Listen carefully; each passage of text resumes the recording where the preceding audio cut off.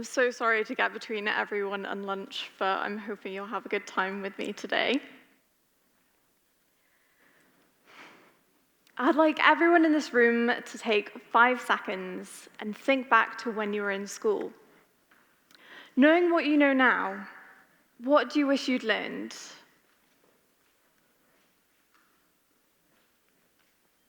Now, I promise I'm not a mind reader, but I'm certain that many of you have thought of things like taxes, renting, mortgages, insurance, budgeting. Growing up, we're all told the same thing. School prepares you for life.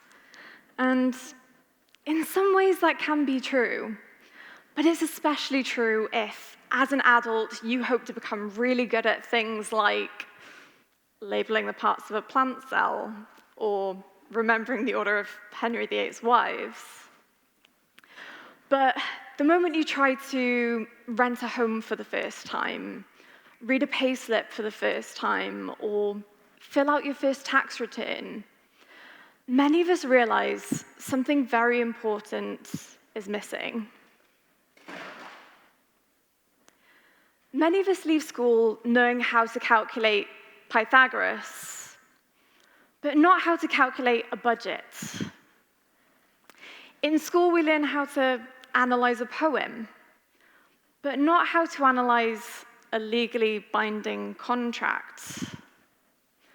Most of us walk out of education and straight into adulthood feeling unprepared. Now, for those of you who haven't met me, I'm Laura, I'm from South Wales, and I left a very grown-up career in finance, looking after £7.6 billion, to focus on teaching the biggest lesson I think school needs: how to be a grown-up. I've worked in schools all across the UK, and I've taught hundreds of thousands of people online globally. And whenever I ask the exact same question, what do you wish was taught in school? I almost always get the exact same answer: life skills. The data agrees. 96% of teachers believe that life skills are as or more important than formal academic qualifications. So we're not asking to learn about photosynthesis, and we're not asking to learn about volcanic cross-sections. Not because these things aren't important, but because they're not the things that are most likely to shape our everyday lives as an adult. In school, we learn about tectonic plates, which are important, but most of us in the UK will experience an overdraft long before we experience an earthquake. And that gap has consequences. It shows up in debt. It shows up in lack of preparation for work.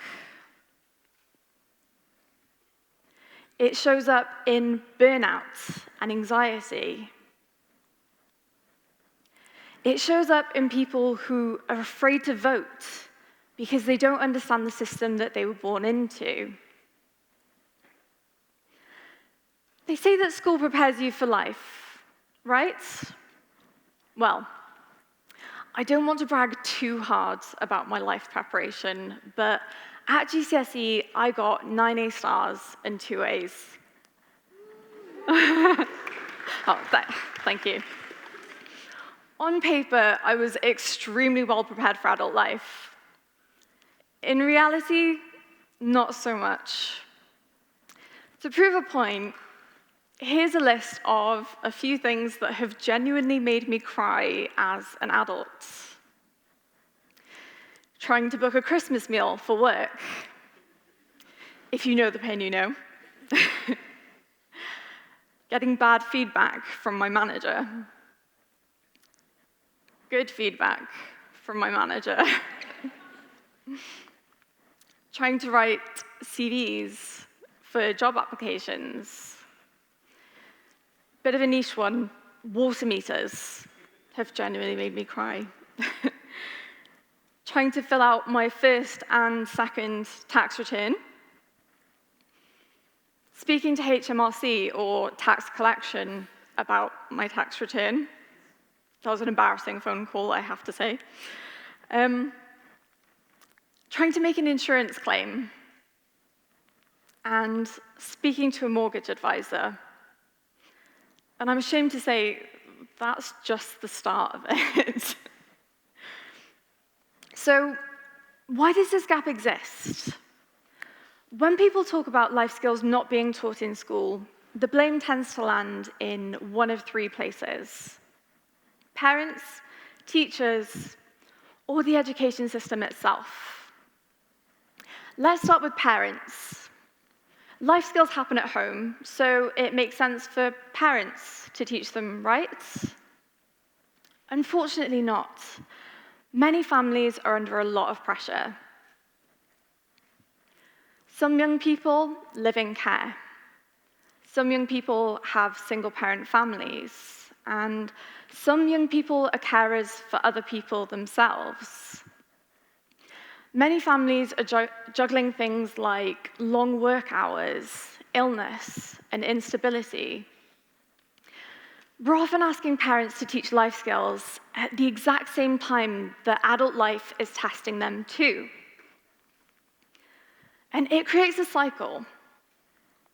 If you weren't taught life skills at school, you don't feel confident teaching them.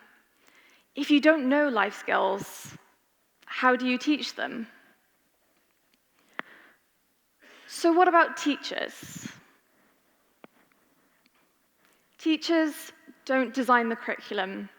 They don't get to decide what's examined, and they don't control how success is measured. In a system that's built around exams, anything that isn't examined automatically gets pushed to the edges, no matter how essential it is.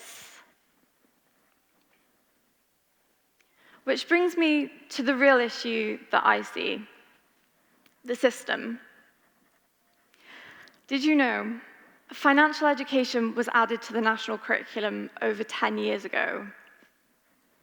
And yet, still, the majority of teachers believe that pupils leave school without the financial knowledge that they need as an adult. So, it's not a lack of awareness. It's a design issue. We keep adding content to education without taking anything away, and life skills end up competing for pieces of time in subjects like citizenship or tutor time, which often get cancelled. The Department for Education recently announced a new curriculum for 2027. But sadly, it doesn't reprioritize where life skills sit in education.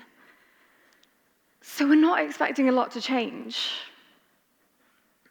My idea worth sharing is this: what if we started by teaching the things that truly shape a person's life?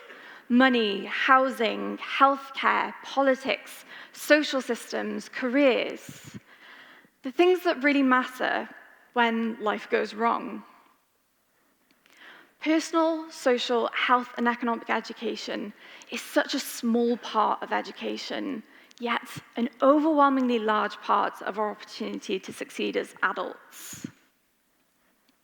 What if life skills weren't squeezed in at the edges?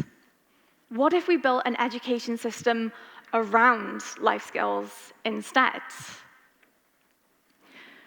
Right now, you might be thinking, Laura, this looks great, but who's going to actually create something like this? Well, this is actually something that I'm working to do through an organization I founded called the Grown-Up School. The Grown-Up School is a school that teaches you how to be a grown-up. The Grown-Up School is dedicated to closing the life skills gap. And this month, we actually released our first ever public draft of the real-life curriculum. The real-life curriculum is a full draft program of learning for years 7 to 10 So that's ages 11 to 15. And it could one day actually replace the national curriculum. The real-life curriculum takes the best bits of the current education system and remaps it into over 3,000 lessons that are completely centered around the realities of adult life. Because it's much harder to avoid a problem once somebody's already mapped a solution. Now, I realize what I'm proposing is huge. It could take a really long time to make such big changes to the national curriculum. So, through the grown-up school, we're also working to close the life skills gap and make life skills accessible through media. Last year, we finished launching over 200 completely free, open access life skills guides online. It was a busy year. This year, we're going to be launching a podcast for YouTube. Through the podcast, we're going to be interviewing experts across all different areas like finance, law, healthcare, trades, public services, and more. Everything we do through the grown-up school is completely free to access. It's suitable for schools, and it's designed to be helpful to teachers, parents, and young people. The charities that are currently teaching financial education in schools can't be in every school in the UK. Volunteer guest speakers can't make it into every classroom. And as much as I try really hard, I can't be in every classroom either. But high-quality, trusted content can make it into every classroom. If this matters to you, there are 3 simple ways that you can help. Firstly, you can sign up to the real-life curriculum supporter list. This isn't a mailing list. It's evidence to show that people want education that prepares young people for real life. Second, you can help write the lessons that you wish you had in school. The real-life curriculum is an open access, free starting point. Every single person in this room can go online, read the full program of learning, and email us with feedback and suggestions to make it better. Third, you can contribute your expertise. Schools that have the capacity to teach life skills are absolutely desperate for support, and every single person in this room has something they can offer. You can volunteer to be a guest speaker at your local school. If you're an employer, you could offer to provide work experience for your local school.